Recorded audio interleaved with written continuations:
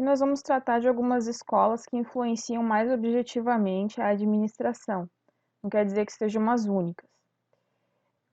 Começando pelo behaviorismo, essa é uma teoria que concebe que a psicologia pode ser observada.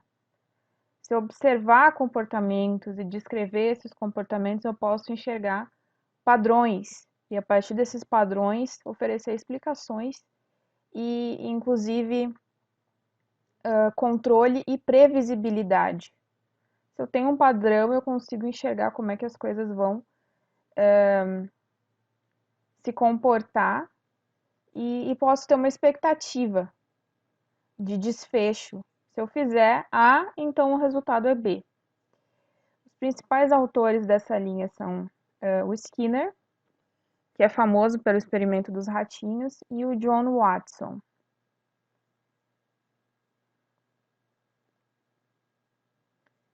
Aqui tem um exemplo aplicado do behaviorismo, e ele se divide entre duas formas de condicionamento.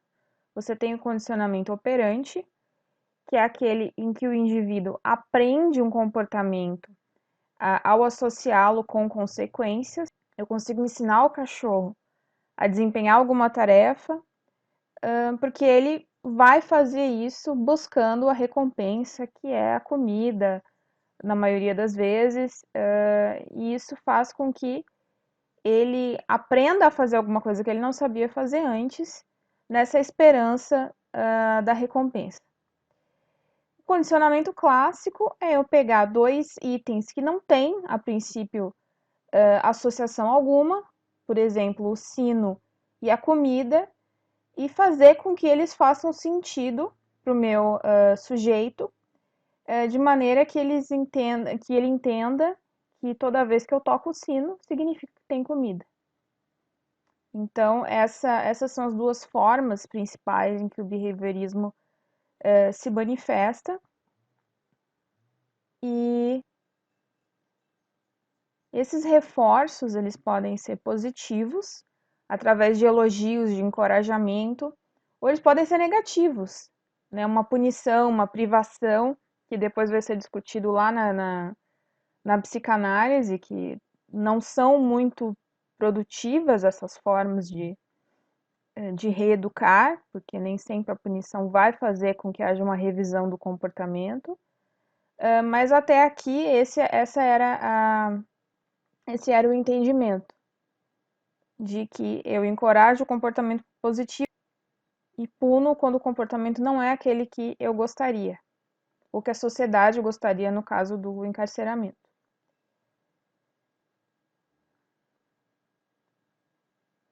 Eu tenho reforços positivos primários, que são aqueles lá da base da pirâmide de Maslow, a água, o alimento, o prazer sexual. Os secundários seriam o dinheiro, a aceitação social, o reconhecimento dos pares, os aspectos mais de realização psicológica, de autoestima. Já os negativos, eu tenho a esquiva, que é a antecipação de uma sensação dolorosa já conhecida.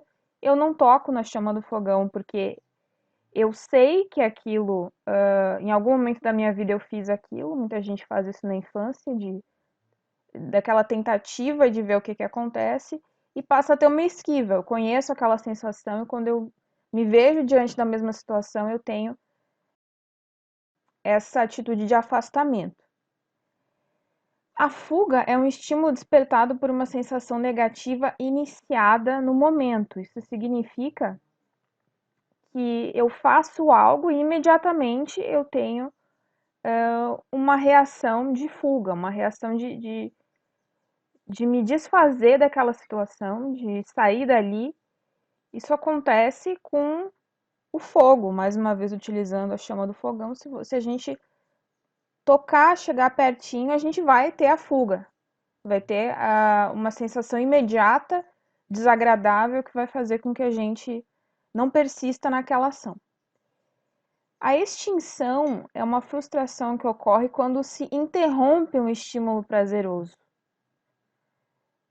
Eu vou lá todo dia e dou comida para o meu cachorrinho, determinadas horas do dia, ele se acostuma com isso, isso vira a rotina dele e em um determinado momento eu paro de fazer isso. Ele vai se sentir frustrado, ele vai ficar na espera, na expectativa daquela ação. E quando ela não acontece, ele se sente deprimido, se sente enganado. Como é que o behaviorismo, então, se manifesta na realidade da administração? Se manifesta muito naquela ideia de balançar a cenoura na frente do coelho. Acontece nos treinamentos, que são, na verdade, condicionamentos comportamentais. Eu treino a pessoa porque eu quero que ela haja de uma determinada maneira, porque aquilo é o esperado, aquilo é o útil para a organização. Então, eu quero condicioná-la a um comportamento. Os bônus e promoções, que são recompensas por comportamentos desejados. O controle de desempenho, que é uma forma de colocar pressão nas pessoas para que elas saibam que estão sendo observadas. E a demissão como punição, caso esse desempenho não seja satisfatório. Os comportamentos observados de liderança ou submissão também são características do behaviorismo. Quando eu vou determinar quem vai ser promovido para um cargo, quem vai assumir uma posição na empresa, eu estou observando se essa pessoa cumpre alguns pré-requisitos que eu espero para aquela vaga.